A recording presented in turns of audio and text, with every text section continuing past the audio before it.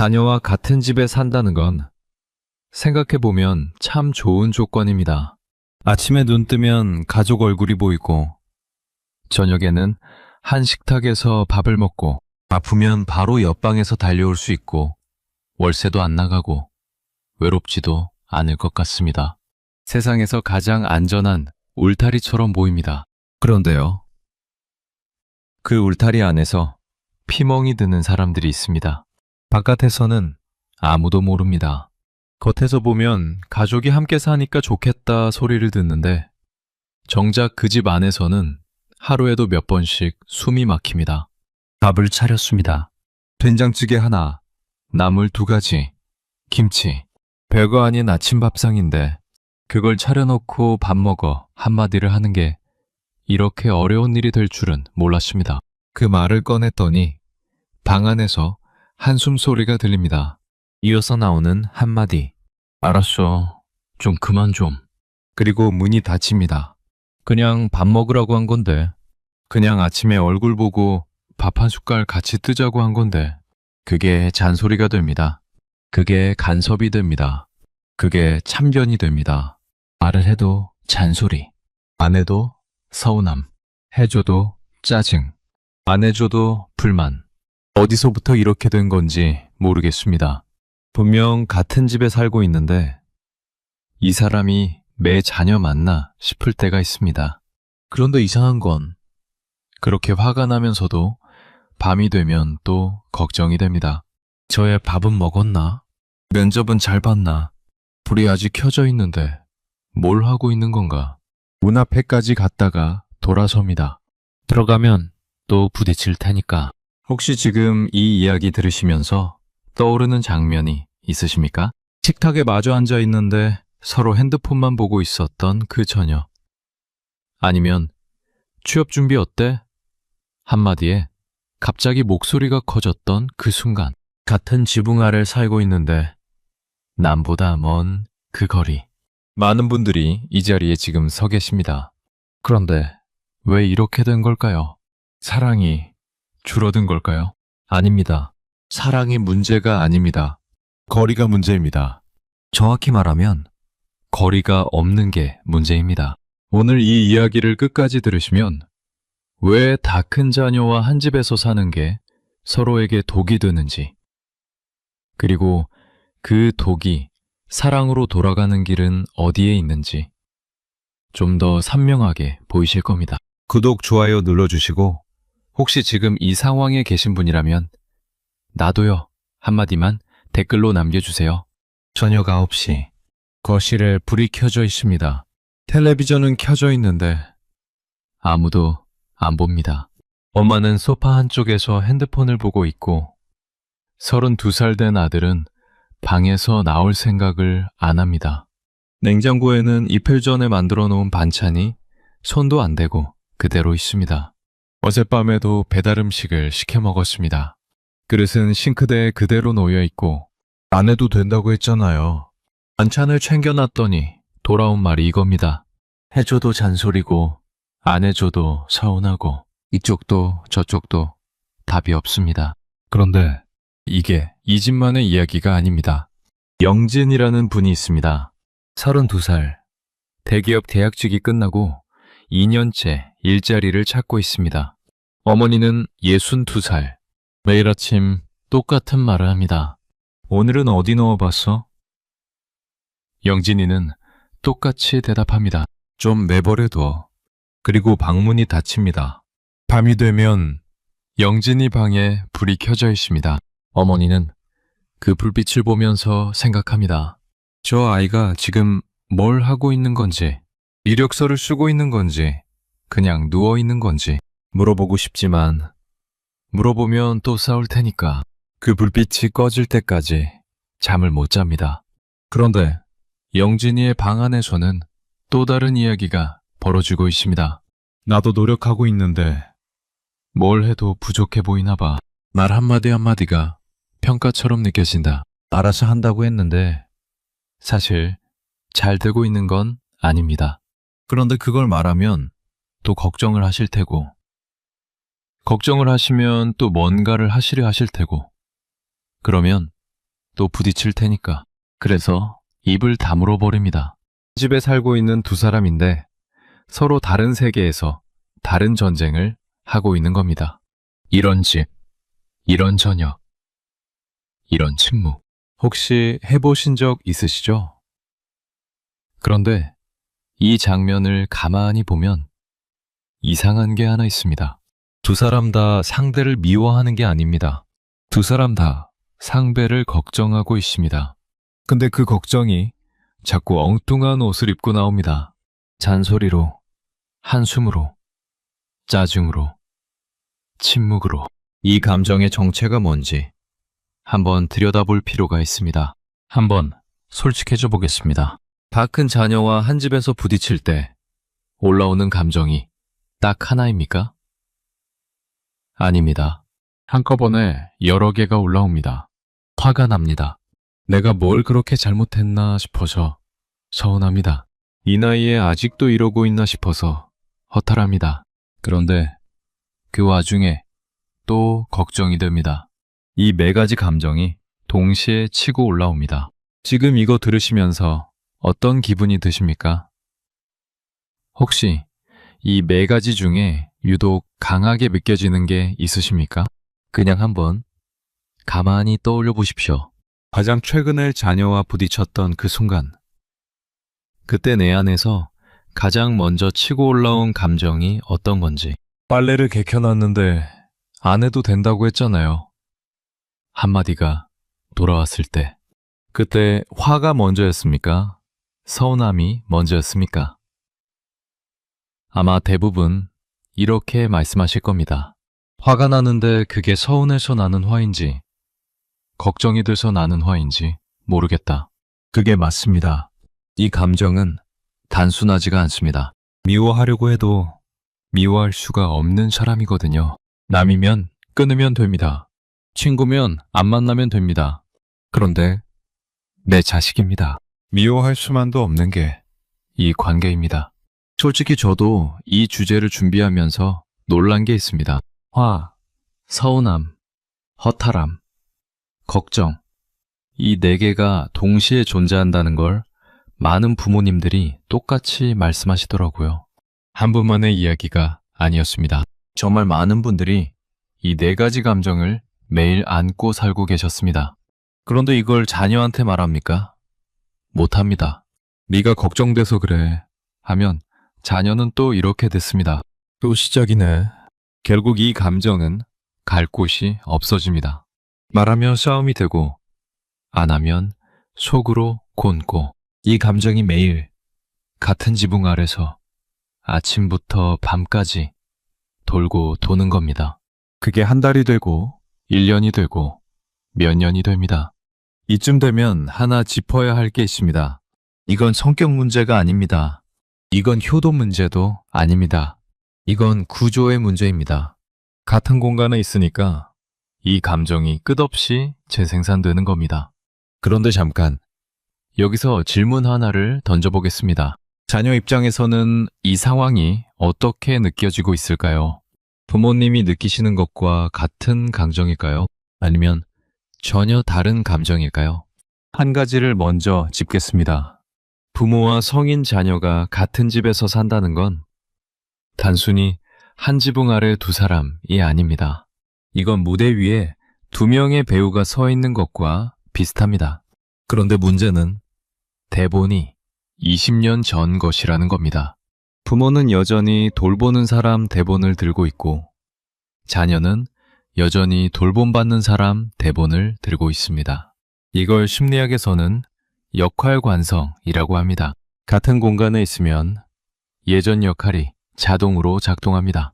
부모는 자녀가 30이 넘어도 밥을 차려놓고 먹어 하게 되고 자녀는 30이 넘었는데도 알겠다고요 하면서 15살처럼 반응하게 됩니다. 둘 다 원래 그런 사람이어서가 아닙니다. 같은 무대 위에 서 있으니까 같은 대본이 나오는 겁니다. 여기서 하나 더 중요한 개념이 있습니다. 심리적 분화. 쉽게 말하면 이겁니다. 나는 나, 부모는 부모 라고 감정적으로 분리할 수 있는 능력. 이게 되어 있는 사람은 부모가 뭐라고 해도 아, 그렇게 생각하시는구나 하고 넘어갈 수 있습니다. 그런데 이게 안 되어 있으면 부모의 말 한마디 한마디가 전부 나에 대한 공격처럼 느껴집니다. 밥 먹어가 너는 혼자 챙겨 먹지도 못하잖아 로 들리는 겁니다. 취업 어때?가 너 아직도 그 모양이냐 로 들리는 겁니다. 이게 자녀의 성격이 나빠서가 아닙니다. 심리적으로 아직 부모에게서 분리가 안 된 거고 그 상태에서 같은 집에 살고 있으니까 모든 말이 자극이 되는 겁니다. 한 줄로 정리하면 이렇습니다. 같은 공간이 같은 역할을 부르고 같은 역할이 같은 충돌을 만든다. 본인은 이 두 가지 중에 어디에 더 가깝다고 느끼십니까? 역할이 굳어져 있는 쪽입니까? 아니면 감정 분리가 안 되는 쪽입니까? 그런데 여기서 많은 분들이 착각하고 계시는 게 하나 있습니다. 내가 잘 말하면 되겠지. 내가 좀 참으면 되겠지. 하고 생각하시는 거예요. 그게 과연 맞을까요? 정말 그런가요? 잘 말하면 되는 문제입니까? 참으면 해결되는 문제입니까? 많은 부모님들이 이렇게 생각하십니다. 내가 좀 더 부드럽게 말했으면 싸우지 않았을 텐데. 내가 참고 안 물어봤으면 됐을 텐데. 그런데 가만히 보면 부드럽게 말해도 듣는 쪽은 똑같이 반응합니다. 왜 그런지 아십니까? 이건 말의 문제가 아니기 때문입니다. 이건 구조의 문제입니다. 이중 구속이라는 개념이 있습니다. 부모는 입으로는 네가 알아서 해 라고 합니다.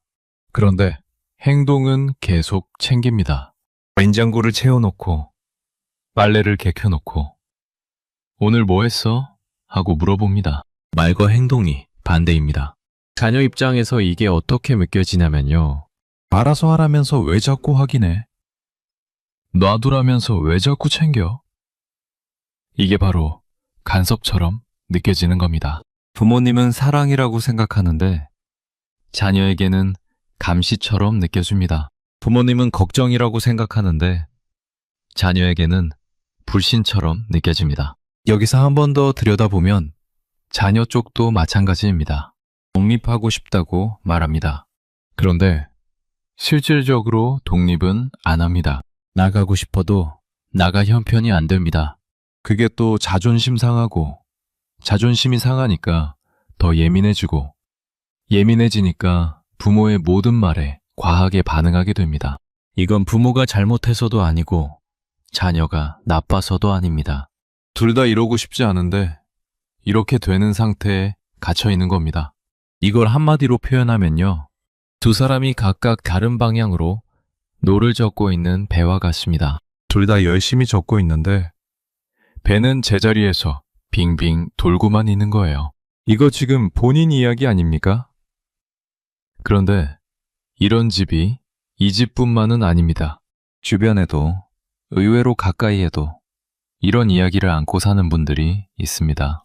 나이든 자녀가 아직 독립을 못해서 매일같이 사사건건 부딪힌다고 하는 분들이 많습니다. 같이 사는 것 자체가 갈등의 이유가 되어버린 거예요. 이 이야기만 있는 게 아닙니다. 수현이라는 분이 있습니다. 28, 취업은 했습니다. 그런데 월세를 감당할 수가 없어서 부모 집에 살고 있습니다. 아버지는 64살. 어느 날 저녁 아버지가 말합니다. 돈 좀 모으면 나가야지. 수연이가 대답합니다. 아빠는 그때랑 상황이 다르잖아. 아버지는 아들이 빨리 자리 잡기를 바라는 마음에서 한 말입니다. 수연이는 자기도 나가고 싶은데 형편이 안 되니까 억울한 겁니다. 둘 다 서로를 위한 말이었습니다. 그런데 매번 여기서 말다툼이 시작됩니다. 식탁에서 마주 앉는 시간이 점점 줄어들었습니다. 지은이라는 분도 있습니다. 35, 비혼. 부모 집에서 10년째 살고 있습니다. 어머니는 67. 어머니는 속으로 이렇게 생각합니다. 네가 결혼을 안 하니까 이렇게 되는 거야. 그런데 입 밖으로 꺼내지는 못합니다. 지은이는 지은이대로 생각합니다. 내 인생인데 왜 자꾸 눈치를 줘. 그런데 이상한 겁니다. 어머니가 아프면 병원에 모시고 가는 건 지은이 뿐입니다. 서로 필요합니다. 그런데 서로 불편합니다. 필요하면서 불편한 관계. 이게 참 잔인한 조합입니다. 말로는 쉽습니다. 대화를 하면 되지. 서로 이해하면 되지. 그런데 현실은 이렇더라고요. 같은 집에서 매일 얼굴을 마주하면 대화가 아니라 충돌이 먼저 옵니다. 이해가 아니라 짜증이 먼저 옵니다. 이 이야기들을 모아놓고 보면 같이 사는 게 당연히 좋은 거다라는 전제 자체를 한번 의심해 봐야 하지 않나 싶습니다. 이야기를 들으시면서 떠오른 사람이 있으십니까?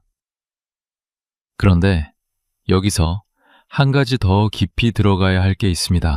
왜 이 상황이 쉽게 바뀌지 않는 건지, 그 구조 안에 숨어 있는 원인을 한번 찾아보겠습니다. 가족 수용이라는 개념이 있습니다. 쉽게 말하면 이겁니다. 자녀가 불편해하면 부모가 알아서 치워주는 겁니다. 자녀가 힘들어하면 부모가 대신 해결해 주는 겁니다. 자녀가 피하면 부모가 그 빈자리를 메워주는 겁니다. 이게 나쁜 의도에서 하는 게 아닙니다. 사랑이니까 하는 겁니다. 그런데 이 사랑이 반복되면 무슨 일이 생기냐면요. 자녀는 스스로 문제를 해결할 기회를 잃어버립니다. 부모가 항상 쿠션 역할을 해주니까 바닥에 부딪혀 본 적이 없는 겁니다. 그러면 자녀 입장에서는 독립이 무서워집니다. 바닥이 어떤 건지 모르니까. 그래서 더 집안에 머물게 되고 부모는 더 챙기게 되고 또 거기서 갈등이 생기고 이 바퀴가 끝없이 도는 겁니다. 이걸 비유하면 이렇습니다. 자전거를 배울 때 뒤에서 잡아주는 손이 있지 않습니까? 그 손이 놓여야 아이가 혼자 탈 수 있는 건데 그 손을 못 놓는 겁니다. 아이가 넘어질까봐. 그런데 그 손을 안 놓으면 아이는 영원히 혼자 못합니다. 여기에 경제 문제까지 겹칩니다. 지금 대한민국에서 혼자 독립해서 살려면 최소 월 300만 원 이상의 소득이 필요하다고 합니다. 전세금, 보증금이 없어서 못 나가는 겁니다. 안정적인 수입이 없어서 못 나가는 겁니다. 안 나가는 게 아니라 못 나가는 겁니다. 그런데 부모 입장에서는 이게 안 보입니다. 왜 안 나가지? 하고 생각하게 됩니다. 자녀 입장에서는 이게 억울합니다. 나도 나가고 싶은데 어떻게 나가? 여기서 두 가지 중에 본인은 어디에 가까우십니까? 자녀가 안 나가는 거다라고 생각하시는 쪽입니까? 못 나가는 거다라고 생각하시는 쪽입니까? 어느 쪽이든 틀린 건 아닙니다. 다만 중요한 건 이 두 가지가 같은 집 안에서 동시에 존재한다는 겁니다. 부모는 안 나간다고 느끼고 자녀는 못 나간다고 느끼고 이 간극 자체가 갈등의 씨앗입니다. 결국 이건 누가 맞고 틀리고의 문제가 아닙니다. 같은 현실을 서로 다른 눈으로 보고 있는 거라는 뜻입니다. 그런데 여기서 한번 뒤집어 볼 게 있습니다. 지금까지 이 이야기를 듣고 계시면서 혹시 한 번이라도 자녀의 입장에서 생각해 보신 적 있으십니까? 좀 마음이 불편하실 수도 있습니다. 그래도 한번 같이 생각해 보겠습니다. 자녀 입장에서 부모님의 밥 먹어는 어떻게 들릴까요? 그냥 밥 먹으라는 말로 들릴까요? 아니면 너 혼자 밥도 못 챙겨 먹잖아 로 들릴까요? 취업 어때? 는요?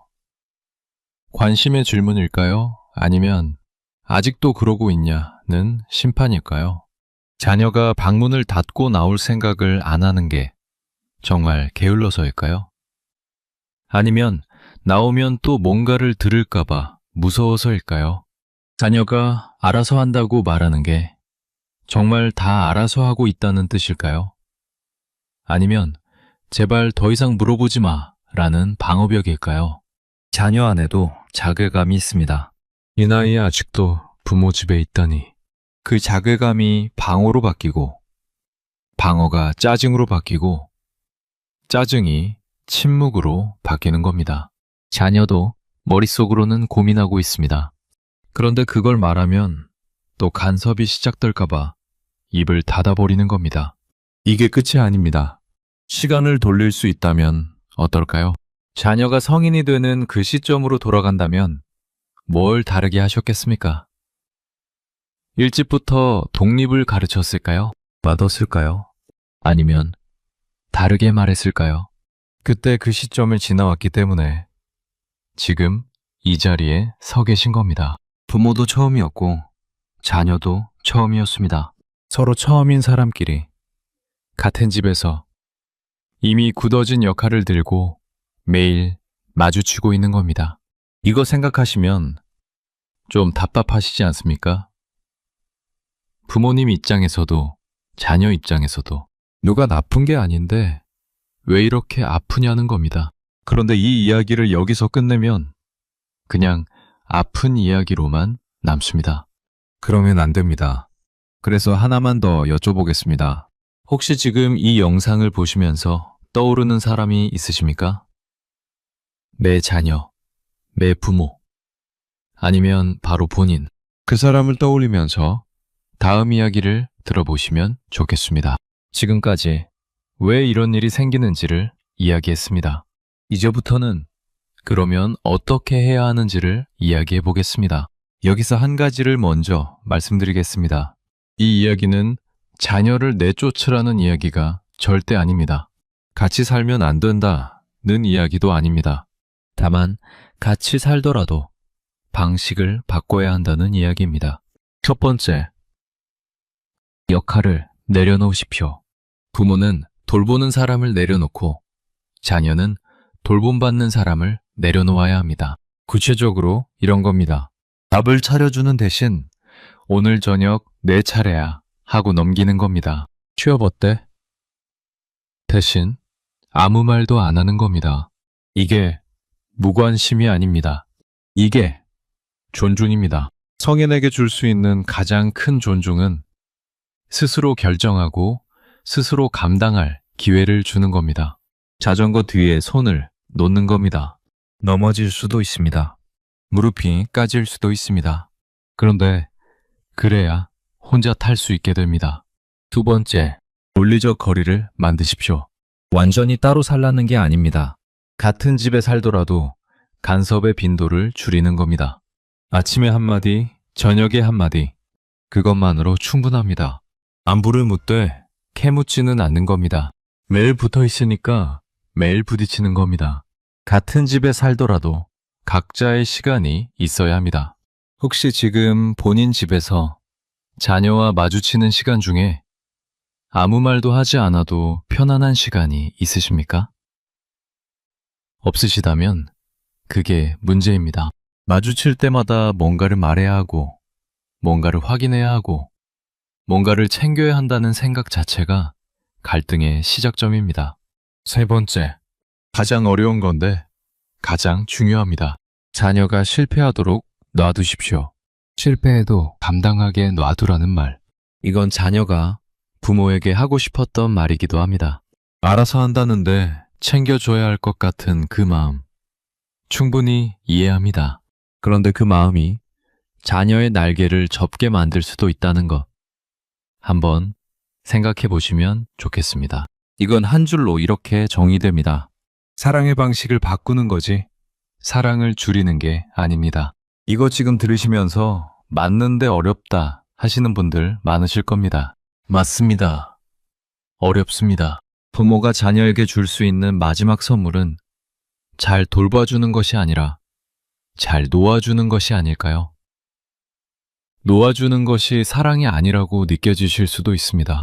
그런데 어쩌면 그게 가장 깊은 사랑일 수 있습니다. 처음으로 돌아가겠습니다. 밥 먹으라고 한 건데 잔소리가 되십니다. 걱정을 했을 뿐인데 간섭이 됐습니다. 그런데 오늘 이 이야기를 끝까지 들으신 분들은 이제 아실 겁니다. 그게 잔소리였던 게 아니라는 걸. 그게 간섭이었던 게 아니라는 걸. 그건 사랑이 갈 곳을 잃어서 엉뚱한 이름을 달고 나온 것 뿐이었다는 걸. 같은 집에 산다고 가까운 게 아닙니다. 같은 마음을 안다고 통하는 것도 아닙니다. 가끔은 한 발 물러서야 비로소 보이는 것들이 있습니다. 오늘 이 영상을 끝까지 들어주셔서 그것만으로도 감사합니다. 혹시 이 영상을 들으시면서 떠오른 사람이 있다면 그 사람에게 한번 보내보십시오. 자녀에게, 부모에게, 아니면 같은 상황에 있는 친구에게 말로 꺼내기 어려운 마음을 이 영상이 대신 전해줄 수도 있으니까요. 여러분은 다 큰 자녀에게 가장 참기 힘들었던 한마디가 뭐였습니까? 털어놓는 것만으로도 큰 위로가 됩니다. 마지막으로 한 문장만 남기겠습니다. 가장 가까운 사이일수록 가장 먼저 거리를 배워야 한다. 오늘도 들어주셔서 감사합니다. 공감이 되셨다면 구독, 좋아요 눌러주시고 더 공감되는 영상으로 찾아뵙겠습니다. 휴대폰을 들고 유튜브를 켭니다. 추천 영상을 쭉 내립니다. 먹방, 건강, 뉴스, 트로트. 썸네일만 슥슥 넘기다가 결국 아무것도 안 누르고 화면을 꺼요. 텔레비전은 켜봐도 마찬가지입니다. 채널을 한 바퀴 돌고 또 돌고 결국 끕니다. 혹시 요즘 이런 저녁 자주 보내고 계시진 않으십니까? 주말 아침입니다. 눈은 떴는데 일어날 이유를 모르겠어요. 냉장고를 열어봅니다. 뭔가 먹어야 하니까 여는 건데 딱히 먹고 싶은 게 없습니다. 한참을 서서 들여다보다가 그냥 닫아요. 예전에는 안 그랬거든요. 맛있는 거 먹으러 가자는 말 한마디에 신발부터 신었고 여행 이야기만 나오면 눈부터 반짝였잖아요. 근데 언제부터인가 그 마음이 안 올라옵니다. 젊었을 때는 그런 거 느낄 틈도 없었습니다. 아이들 키우랴 일하랴 하루가 어떻게 가는지도 몰랐어요. 그때는 생각했잖아요. 나중에 시간 좀 챙기면 그때 진짜 내가 하고 싶은 거 하면서 살아야지. 여행도 다니고 맛있는 것도 먹으러 다니고 못 봤던 영화도 몰아보고 시간만 있으면 마냥 행복할 줄 알았습니다. 근데 막상 그 시간이 왔는데 행복이 안 옵니다. 시간은 생겼는데 하고 싶은 게 없어요. 이게 대체 뭔가 싶으시죠? 그런데요, 이게 의지력 문제도 아니고 성격 문제도 아니었어요. 우리 뇌에서 벌어지고 있는 아주 구체적인 변화 때문이었습니다. 과학자들이 숫자로 밝혀낸 게 있는데 이걸 들으시면 좀 놀라실 거예요. 그 이야기는 잠깐 뒤에 하겠습니다. 오늘 이 영상을 끝까지 보시고 나면 적어도 나만 이런 건 아니었구나 라는 것, 그리고 아, 그래서 그랬던 거구나 라는 것, 이 두 가지는 가져가실 수 있을 겁니다. 거기다 하나 더, 매일 아침부터 바로 해볼 수 있는 아주 작은 방법도 하나 드리겠습니다. 시작하기 전에 하나만 여쭤볼게요. 요즘 뭘 해도 재미없다고 느끼신 적 있으시면 댓글에 나도 라고 두 글자만 남겨주십시오. 그 두 글자가 누군가에게는 혼자가 아니라는 큰 위로가 됩니다. 자, 그러면 지금부터 그 이유를 한번 같이 들여다보겠습니다. 한 가지 실험부터 이야기를 시작해 볼게요. 미국의 심리학자 브릭먼과 코치가 아주 독특한 사람들을 찾아갔습니다. 복권에 당첨된 사람들이었어요. 수억 원이 생긴 사람들이니까 당연히 매일 행복할 거라고 생각하잖아요. 근데 연구 결과가 이상했습니다. 복권 당첨자들이 친구와 수다 떠는 것, 아침에 커피 마시는 것, 날씨 좋은 날 산책하는 것, 이런 소소한 일상에서 느끼는 기쁨이 일반인보다 오히려 낮았거든요. 큰 기쁨을 한번 맛보니까 작은 기쁨이 시시해진 거예요. 이걸 심리학에서는 쾌감 적응, 영어로 헤도닉 어댑테이션이라고 부릅니다. 쉽게 말하면 이런 겁니다. 처음 먹었을 때 감동이던 음식이 100번째 먹으니까 그냥 밥이 돼버리는 거죠. 맛이 변한 게 아닙니다. 혀가 익숙해진 거예요. 우리가 50년, 60년, 70년을 살아오면서 경험한 것들을 떠올려 보십시오. 여행도 가봤고, 맛있는 것도 먹어봤고, 좋은 사람도 만나봤고, 이별도 해봤고, 성공도 실패도 다 겪어봤습니다. 그러니까 뇌 입장에서는 대부분의 자극이 이미 겪어본 것인 거예요. 새롭지가 않으니 반응할 이유가 줄어드는 겁니다. 혹시 요즘 뭘 해도 처음 같은 설렘이 안 느껴지는 분 계십니까? 그게 바로 이겁니다. 수십 년간 성실하게 살아온 사람에게 찾아오는 일종의 마모예요. 고장이 아니라 마모. 그러니까 자기 자신을 탓할 일이 전혀 아닌 겁니다. 그런데 이 쾌감 적응만으로는 설명이 안 되는 부분이 있습니다. 뇌 속 도파민이라는 물질에 대해서 좀 더 들어가 봐야 해요. 저한테도 그런 시절이 있었습니다. 어느 날 소파에 앉아서 멍하니 천장을 보고 있는데 이런 생각이 들었어요. 나 왜 이러고 있지? 예전에는 주말마다 뭔가 했거든요. 맛집을 찾아다니거나 등산을 가거나 적어도 서점에는 갔습니다. 근데 어느 순간부터 가봤자 뭐 하는 마음이 먼저 올라오더라고요. 그럴 때 서러움이 올라오면서 늙어서 그런가 보다. 이제 이렇게 사는 건가 보다. 주변 사람들은 여행도 다니고 모임도 나가고 활기차 보이는데 나만 이 소파에 붙어 있는 것 같은 느낌. 좀 억울하지 않으셨습니까? 비슷한 경험하신 분들? 다들 바쁘고 즐겁게 사는 것 같은데 나만 뒤처진 것 같은 그 기분. 실은 그렇게 즐거워 보이는 사람들 중에서도 상당수가 같은 마음이라는 거. 말을 안 할 뿐이에요. 누가 먼저 나 요즘 아무것도 재미없어 라고 꺼내기가 쉽지 않잖아요. 그 말을 하는 순간 뭔가 패배를 인정하는 것 같으니까요. 요즘 뭐하고 지내세요? 이 질문 받으면 뭐라고 답하십니까?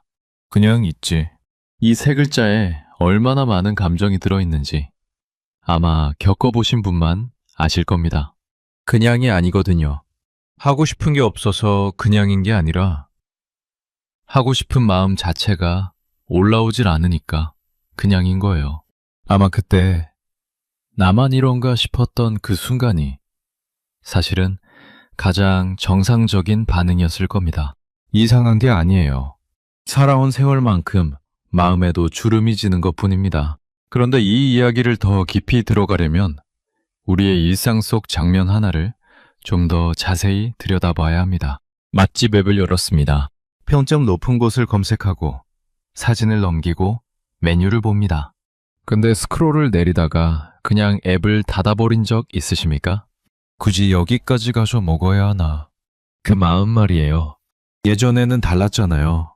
맛있다는 소문만 들으면 1시간 거리도 마다 않고 달려갔고 줄을 서서라도 먹었습니다. 여행도 마찬가지예요. 비행기 표만 끊으면 가슴이 뛰었는데 이제는 가서 뭐하지?가 먼저 나옵니다. 좋아하던 노래가 라디오에서 흘러나가도 예전 같은 감흥이 없어요. 들리긴 하는데 마음이 안 움직입니다. 저도 여행을 좋아했거든요. 새로운 곳에 가서 걷고 낯선 음식 먹고 사진 찍고. 근데 어느 해부턴가 여행 계획을 세우다 말았습니다. 검색창에 뭔가를 치다가 에이 굳이 하고 창을 닫아버렸어요. 그게 한 번이 아니라 계속 반복되니까 이건 뭔가 다른 문제구나 싶었습니다. 이거 지금 본인 이야기 아닙니까? 리모컨도 그렇고 맛집 앱도 그렇고 여행도 그렇고 노래도 그렇고 전부 같은 패턴이에요. 하고 싶다는 마음이 올라오기 전에 굳이가 먼저 차단해버리는 겁니다. 이게 왜 그런 건지 뇌과학에서 아주 재미있는 설명을 하나 해줍니다. 도파민이라는 물질 이야기를 아까 잠깐 했는데 여기서 좀 더 깊이 들어가 볼게요. 미시간 대학교의 켄트 베리지라는 신경과학자가 아주 흥미로운 발견을 합니다. 우리가 좋아한다 라고 뭉뚱그려 말하는 감정이 사실은 두 가지라는 거예요. 하나는 이게 좋다 라고 느끼는 것, 영어로 liking. 다른 하나는 이걸 하고 싶다 라고 움직이게 만드는 것, 영어로 wanting. 여기서 핵심은 이겁니다. 도파민은 좋다를 담당하는 게 아니에요. 하고 싶다를 담당합니다. 그러니까 도파민 수용체가 줄어든다는 건 좋아하는 감정이 사라진 게 아니라 행동을 시작하게 만드는 스위치가 둔해졌다는 뜻이에요. 새 안경을 쓰면 세상이 선명하잖아요. 근데 한 달만 지나면 그게 당연해집니다. 안경이 나빠진 게 아니라 뇌가 적응해버린 거죠. 즐거움도 마찬가지예요. 느끼지 못하는 게 아니라 시작하는 힘이 약해진 겁니다. 리모컨 배터리가 다 된 것과 똑같아요. 보고 싶은 채널은 알고 있습니다. 근데 버튼을 아무리 눌러도 반응이 느려요. 우리 뇌에서 지금 벌어지는 일이 바로 이겁니다. 좋아하는 마음은 남아있는데, 자, 시작하자 라는 버튼이 잘 안 눌리는 거예요. 이쯤 되면 한 가지 질문이 생기실 겁니다. 본인은 좋아하는 것 자체가 사라졌다고 느끼십니까? 아니면 뭔가 하고 싶은데 몸이 안 따라준다에 더 가까우십니까? 이 둘은 전혀 다른 문제거든요. 아까 도입부에서 말씀드렸잖아요. 과학자들이 숫자로 밝혀낸 게 있다고. 이게 그겁니다. 도파민을 받아들이는 수용체가 30 후반부터 10년마다 최대 14%씩 줄어든다는 거예요. 50대면 벌써 30% 가까이, 60대면 거의 절반 가까이 줄어들어 있을 수 있다는 뜻이에요. 이건 당신이 게을러진 게 아니라 뇌가 원래 그렇게 되는 거였어요. 그런데 여기서 한 발 더 들어가면 도파민만의 문제가 아닌 부분이 나옵니다. 우리가 나이를 먹으면서 시간을 바라보는 방식 자체가 바뀐다는 연구가 있어요. 스탠퍼드 대학교의 로라 카스텐슨 교수가 연구한 이론이 있습니다. 사회정서적 선택 이론이라고 하는데요. 핵심은 이거예요. 사람은 남은 시간이 많다고 느끼면 새로운 것을 탐색합니다. 낯선 사람도 만나보고 새로운 곳도 가보고 모험도 해봐요. 근데 남은 시간이 줄어들고 있다고 느끼면 방향이 바뀝니다. 새로운 자극보다 정서적으로 의미 있는 것을 찾게 돼요. 젊었을 때 재미있던 것들, 놀이공원, 새 맛집, 해외여행, 신작 영화, 이런 것들은 전부 새로움에서 오는 자극이었어요. 근데 나이가 들면서 뇌가 추구하는 게 새로움에서 의미로 바뀌는 겁니다. 그러니까 예전 방식의 재미가 안 통하는 게 당연해요. 열쇠가 바뀌었는데 옛날 열쇠로 문을 열려고 하고 있으니까요. 감각적인 새로움을 추구하는 성향 자체도 줄어듭니다. 여성은 40대부터, 남성은 50대부터 유의미하게 감소한다고 해요. 그러니까 매일 같은 길로 다니면 풍경이 안 보이듯 수십 년간 같은 방식으로 살아오면 세상이 새롭지 않게 느껴지는 건 생물학적으로도 자연스러운 변화라는 겁니다. 결국 이건 뇌가 고장난 게 아닙니다. 너무 오래, 너무 성실하게 살아온 사람에게 찾아오는 자연스러운 전환이에요. 재미가 사라진 게 아니라 예전 방식의 재미가 유통기한을 다한 겁니다. 우리가 재미없다고 느끼는 그 감정 자체가 사실은 뇌가 이제 다른 걸 찾아봐 라고 보내는 신호일 수 있다는 거요. 오전이 아니라 전환, 끝이 아니라 방향 바꿈. 근데 정말 그럴까요? 정말 자연스러운 변화라는 말로 다 설명이 되는 걸까요? 그냥 체념하고 받아들여야 하는 걸까요? 여기서 이야기가 한번 뒤집어집니다. 지금까지 들으셨으면 그러니까 나이 들면 어쩔 수 없는 거구나 싶으셨을 수 있어요. 그런데 다른 연구 하나가 이 결론을 흔들어 놓습니다. 독일의 오피츠 연구팀이 젊은 사람과 나이 든 사람의 뇌를 비교했는데요. 놀라운 게 나왔어요. 보상 시스템. 그러니까 이거 좋다라고 느끼는 시스템 자체는 나이가 들어도 행동 수준에서 보존되어 있었습니다. 다만 뇌가 작동하는 방식이 완전히 달라져 있었어요. 젊은 뇌와는 전혀 다른 경로로, 다른 연결 방식으로 기쁨을 처리하고 있었던 거예요. 쉽게 말하면 이렇습니다. 고속도로가 막혀서 못 가는 게 아니라 뇌가 알아서 국도를 뚫어놓은 거예요. 속도는 좀 느릴 수 있지만 목적지에는 도착할 수 있다는 뜻입니다. 기쁨을 느끼는 능력이 사라진 게 아니라 기쁨을 느끼는 방식이 바뀐 거였어요. 여기까지 들으시면서 좀 마음이 놓이셨습니까? 아니면 오히려 더 먹먹해지셨습니까? 어느 쪽이든 괜찮습니다. 중요한 건 어쩔 수 없다가 전부는 아니라는 거예요. 재미가 사라진 게 아니라 재미의 모양이 바뀌고 있는 중이라면 우리가 해볼 수 있는 것들이 있다는 이야기니까요. 그러면 구체적으로 뭘 어떻게 할 수 있다는 건지, 여기서부터는 실제로 연구에서 효과가 확인된 방법들을 하나씩 꺼내보겠습니다. 여기서 한 가지 먼저 짚고 싶은 게 있어요. 새로운 취미를 찾으세요. 운동 시작하세요. 사람을 만나세요. 이런 말 많이 들어보셨죠?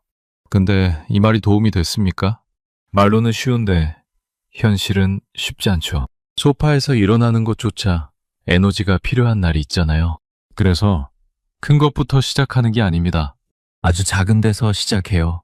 첫 번째는 심리학에서 마이크로 플로우라고 부르는 겁니다. 몰입이라는 말 들어보셨을 거예요. 뭔가에 완전히 빠져서 시간 가는 줄 모르는 상태를 말합니다. 근데 나이가 들면 이 몰입을 경험하기가 어려워지잖아요. 체력도 떨어지고 집중력도 예전 같지 않고.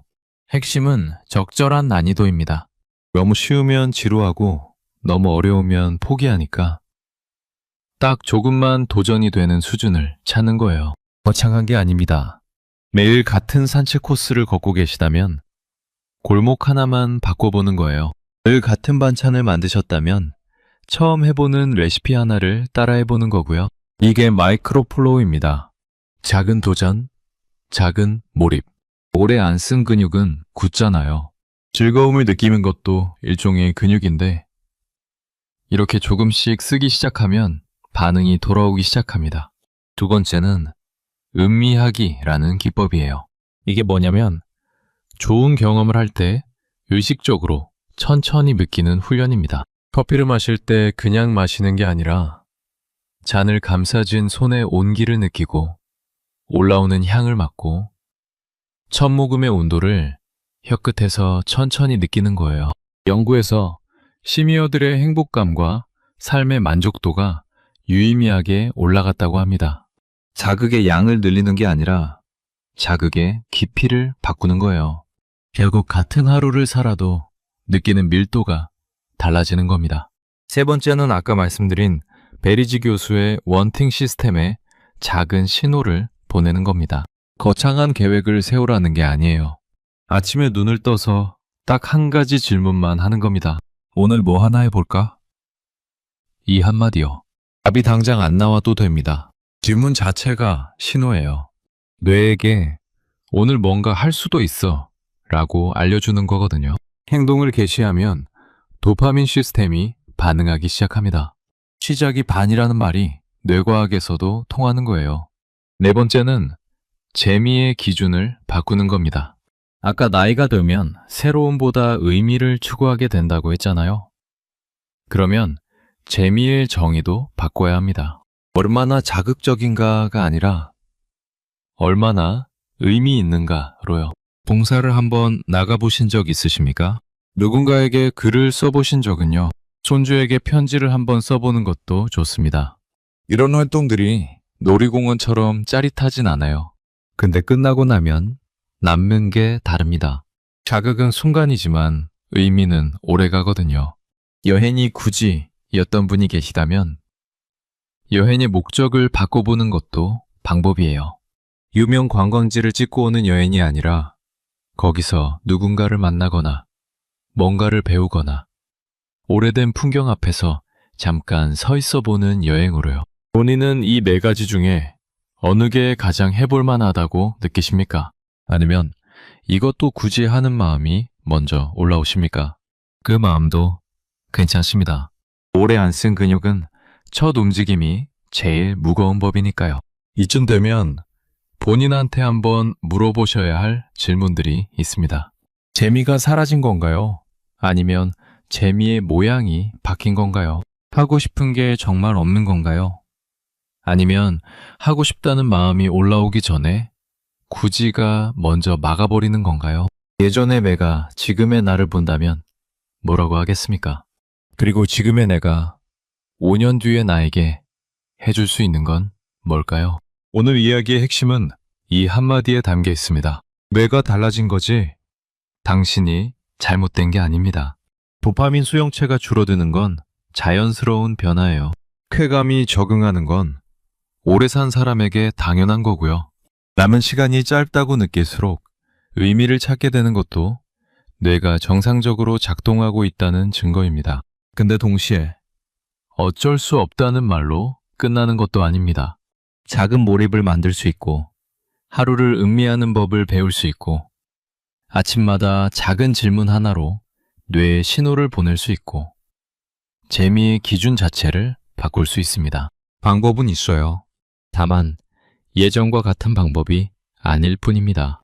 방금 이 이야기 들으시면서 고개를 끄덕이신 분 계실 겁니다. 소파에 앉아서 멍하니 천장을 보다가 나 왜 이러고 있지? 했던 그 저녁이 떠오르신 분. 뭘 해도 재미가 없네 라고 생각하신 분. 그게 바로 오늘 이 영상을 끝까지 보고 계신 이유 아니겠습니까? 재미가 없어진 게 아닙니다. 그만큼 많이 살아오신 겁니다. 그 굳이라는 말 속에 오랜 시간 쌓인 피로가 들어있고 그 피로를 느낄 수 있다는 건 아직 마음이 살아있다는 뜻이에요. 오늘 딱 하나만 해보시겠습니까? 매일 아침에 눈 뜨자마자 오늘 뭐 하나 해볼까? 이 질문 하나만 던져보시는 겁니다. 답이 바로 안 나와도 괜찮아요. 그 질문을 한 것 자체가 이미 시작이니까요. 본인만의 구지가 있으신 분, 댓글로 한 줄만 남겨주십시오. 같은 마음인 분이 분명 계십니다. 이 영상을 보시면서 나도 좀 그랬는데 하고 한 번이라도 고개를 끄덕이셨다면, 주변에 요즘 기운 없어 보이는 분이 계시다면 이 영상을 한번 보내주세요. 혼자가 아니라는 걸 알려주는 것, 그게 가장 먼저 할 수 있는 일이니까요. 구독해 두시면 비슷한 마음에 대한 이야기를 계속 가져오겠습니다.